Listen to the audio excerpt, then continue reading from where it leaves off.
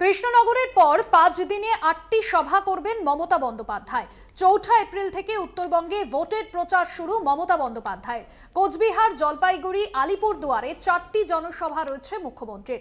বালুরঘাট, রায়গঞ্জ, পুরুলিয়া, বাঁকুড়াতেও জনসভা রয়েছে। ঈদের আগেই কলকাতায় ফিরবেন তৃণমূল নেত্রী মমতা বন্দ্যোপাধ্যায়।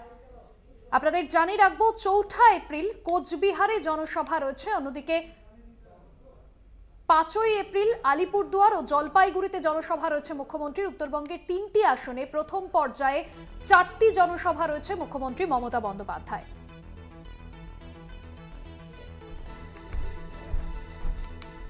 সামনে লোকসভা নির্বাচন। কৃষ্ণনগরে জনসভার পর এবার উত্তরবঙ্গ দিয়ে ভোটের প্রচার শুরু করতে চান মুখ্যমন্ত্রী মমতা বন্দ্যোপাধ্যায়।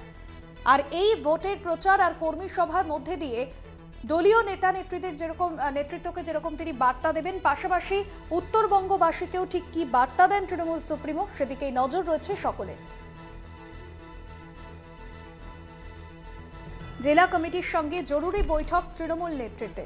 সুজিত দে রয়েছেন আমাদের প্রতিনিধি ফোন লাইনে। সুজিত, উত্তরবঙ্গ দিয়ে ভোটের প্রচার শুরু করছেন মুখ্যমন্ত্রী মমতা বন্দ্যোপাধ্যায়, কি কি কর্মসূচি রয়েছে তার? দেখো, উত্তরবঙ্গে কিন্তু 19 এপ্রিল থেকে কিন্তু প্রথম দফায় ভোট। সেই প্রথম দফার ভোটের মধ্যেই কিন্তু প্রচারে আসছে উত্তরবঙ্গে জলপাইগুড়িতে কিছুক্ষণ আগেই কিন্তু জেলা কমিটির একটা মিটিং হয়েছে। সেই মিটিং এ কিন্তু প্রেস মিট জেলা সভাপতি যে আছেন মৌয়াগোপ, তিনি কিন্তু প্রেস মিট করে জানিয়ে দিল যে 4 এপ্রিল আসছে মালবাজার বিধানসভায় প্রথম সভা হবে। তারপরে দ্বিতীয় সভা 5 এপ্রিল জলপাইগুড়ি বিধানসভায়, 13 এপ্রিল ডাবগ্রাম ফুলবাড়িতে ও 16 এপ্রিল ধূপগুড়ি বিধানসভায়। কিন্তু এই 4 জায়গায় কিন্তু জলপাইগুড়িতে কিন্তু জনসভা করবে মুখ্যমন্ত্রী। সেই জনসভা থেকে ভোটের প্রচার করবে কিন্তু রাজ্যের মুখ্যমন্ত্রী। সেখান থেকে কিন্তু যারা কর্মীদের উদ্দেশ্যে কিন্তু তিনি বক্তব্য দেবে, সেই তার শোনার অপেক্ষায় কিন্তু কর্মীরা বসে আছে যে এই 4 দিন জলপাইগুড়িতে 4 জায়গায় হবে। সেখান থেকে কিন্তু কর্মীরা শুনতে যাবে যে কি ভোটের মধ্যে কি করবে, সেটাই জন্য কিন্তু অধীর আগ্রহে আছে কর্মীরা। একদমই ধন্যবাদ সুজিত দে, প্রতিনিধি ছিলেন ফোন লাইনে।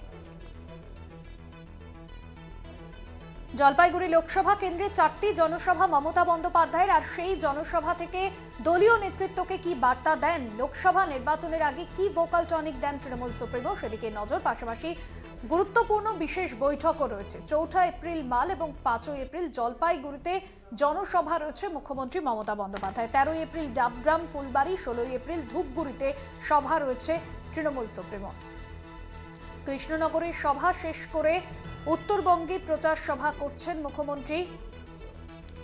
অন্যদিকে তৃণমূলের সভানেত্রী তৃণমূল জেলা সভাপতি মহুয়া গোপ, তিনি কি বলছেন শোনাবো। এখানে 4 তারিখ মালবাজার বিধানসভা ক্ষেত্রে এই সভা হবে, আমাদের নেত্রী তথা আমাদের দিদির সভা হবে, এবং 5 তারিখ জলপাইগুড়ি বিধানসভা ক্ষেত্র। 13 তারিখ এটা আমাদের 13 তারিখ হচ্ছে যে ডাবগ্রাম ফুলবাড়ি বিধানসভা, সেখানে রাজগঞ্জ এবং ব্লক এবং ডাবগ্রাম ফুলবাড়ি বিধানসভা। আর 16 তারিখ হচ্ছে ধূপগুড়ি বিধানসভা ক্ষেত্রে।